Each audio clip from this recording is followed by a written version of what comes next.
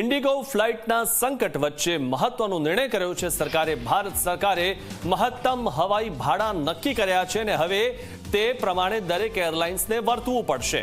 500 kilometre સુધીનું મહત્તમ ભાડું ₹7,500, 500 કિલોમીટરથી 1,000 કિલોમીટરનું મહત્તમ ભાડું ₹15,000 નક્કી કરાયું છે। 1,000 થી 1,500 કિલોમીટરનું મહત્તમ ભાડું ₹18,000 નક્કી કરાયું છે। તો પરિસ્થિતિ સુધરે ત્યાં સુધી મહત્તમ ભાડા અમલમાં રહેશે। તો આ જે ભાડા નક્કી કરવામાં આવ્યા છે આનાથી વધુ કોઈ ભાડું નહીં લઈ શકે। ઉલ્લેખનીય છે કે ઇન્ડિગો ફ્લાઇટના કારણે, ઇન્ડિગો એરલાઇન્સના કારણે જે લોકોને મુશ્કેલી સર્જાઈ અને ત્યારબાદ બીજી એરલાઇન્સમાં જવાનો જ્યારે વારો આવ્યો ત્યારે તે એરલાઇન્સે લોકોને બરાબરના લૂંટ્યા હતા। 70-80 હજાર રૂપિયા તેમની પાસેથી વસૂલ્યા હતા।